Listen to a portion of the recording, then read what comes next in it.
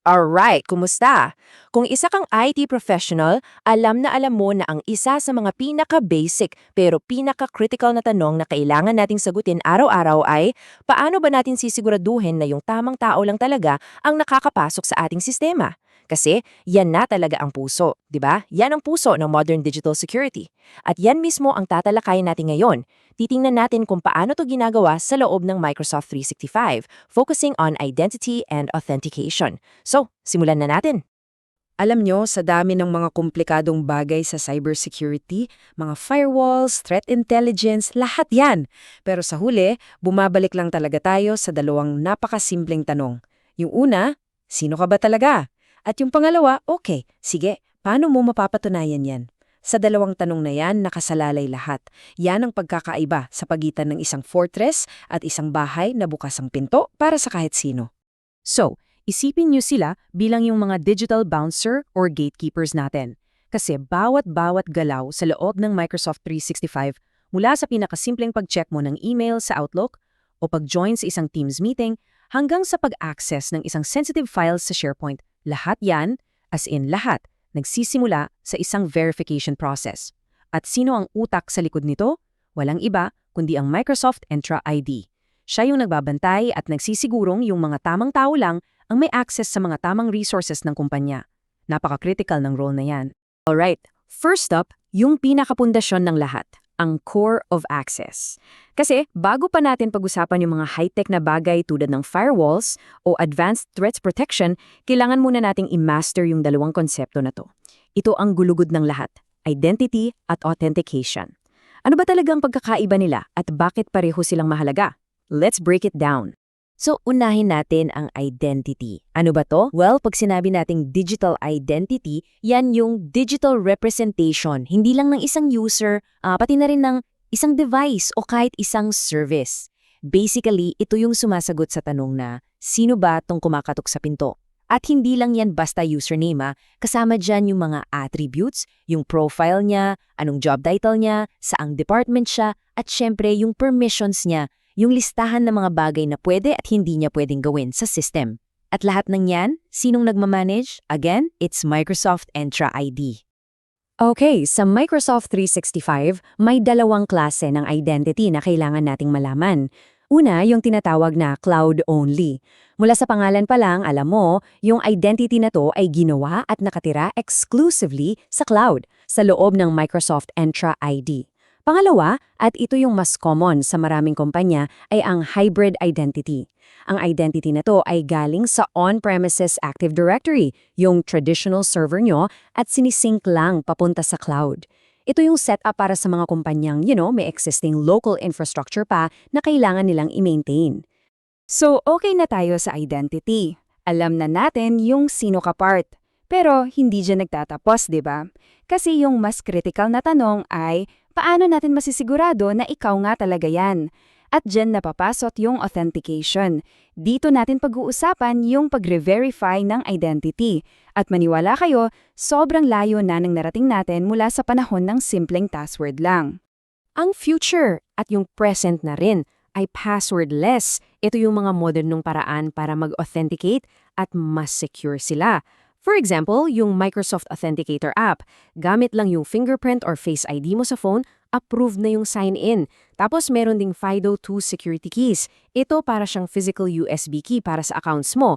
Isaksak mo lang, tap mong at boom, pasok ka na. Siyempre, andyan din a Windows Hello na built-in sa mga modern laptops gamit yung mukha or fingerprint mo. At para sa mga enterprise environments, meron ding certificate-based authentication or CBA na madalas gumagamit ng smart cards. Ang common denominator nilang lahat, sila ay sobrang hirap i-phish, hindi tulad ng mga passwords na madaling manakaw.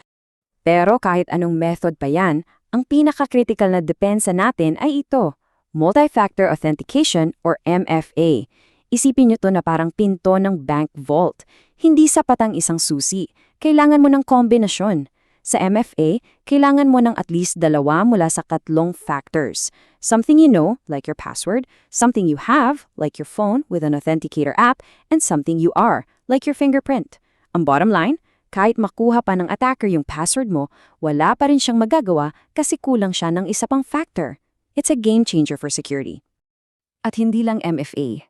Ang Microsoft Entra ID ay may iba pang mga features para palakasin ang proteksyon. Una, andiyan yung Self-Service Password Reset or SSPR. Game changer to para sa IT team kasi binibigyan nito ng power yung mga user na i-reset ang sarili nilang password anytime.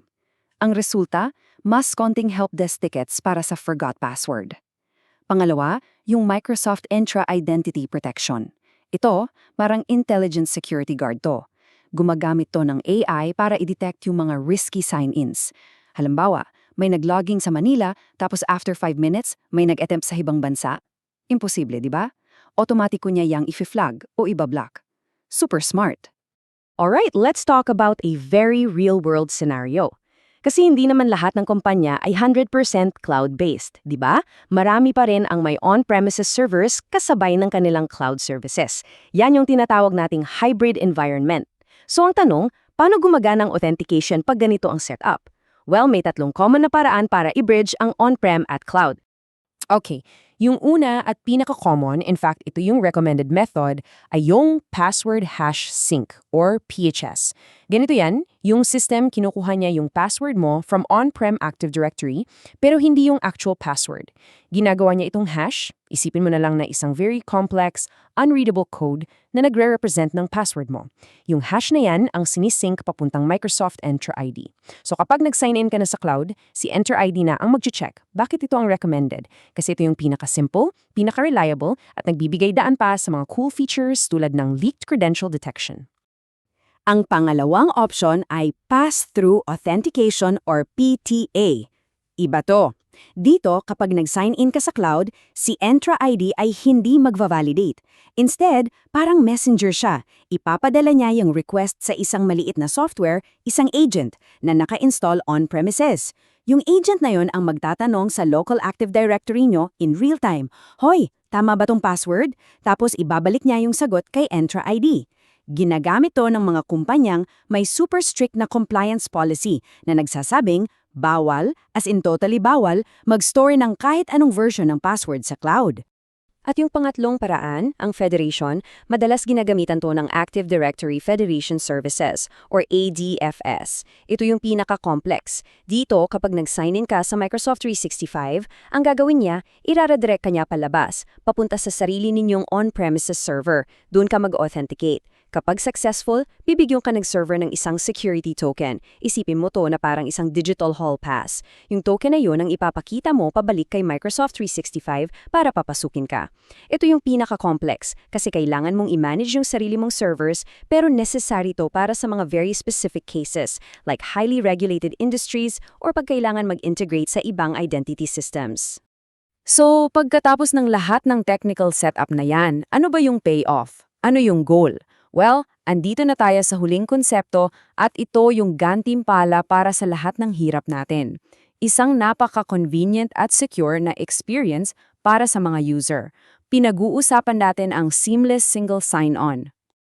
Ito yung point kung saan nagtatagpo yung convenience at security. Ano ba ang single sign-on or SSO? Simple lang. Mag-sign in ka ng isang beses at pagkatapos may access ka na sa lahat ng applications at services na kailangan mo nang hindi na kailangan pang mag-type ulit ng credentials.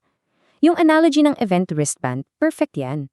Check-in ka sa main gate, tapos buong araw, pakita mo lang yung wristband mo, pasok ka na sa lahat ng stages. Ganun na ganun ang SSO. So, anong itsura nito sa isang typical na araw ng isang employee? Ganito. Umaga, pagdating mo sa office, mag-log-in ka sa company laptop mo. Yun na yun, isang beses lang. Pagbukas mo ng Microsoft Teams, boom, pasok ka na agad. Kailangan mong i-check yung Outlook mo sa web, click mo lang, bukas na agad, naka-login ka na. Kailangan mong tingnan yung report sa Power BI, access granted. Walang hinto, walang paulit-ulit na pag-type ng password. Imagine yung epekto niyan sa productivity. Smooth na smooth. Pero wait, hindi lang to para sa convenience napakahalaga rin ito para sa security. Bakit? Isipin mo, mas konti yung login prompts, mas konti yung pagkakataon para sa mga phishers na manloko. Kasi kung yung user mo sanay na laging nagtatype ng password, mas malaki yung chance na matrick siya ng isang peking login page. Sa SSO, nababawasan yan ng malaki. Plus, from an IT perspective, dahil hindi na kailangang mag-memorize ng sandamakmak na password ng mga tao, yung mga forgot password tickets sa help desk, bababayan for sure. At eto na nga yung key takeaway, lalo na para sa ating mga IT professionals. Tandaan natin to, ang pinakamalaking benepisyo ng SSO ay hindi lang yung convenience ng user. Para sa atin sa IT, ang mas malaking panalo ay yung significant na pagbaba ng mga issue na related sa passwords. It's a classic win-win situation. Masayang users, mas payapa ang buhay ng IT.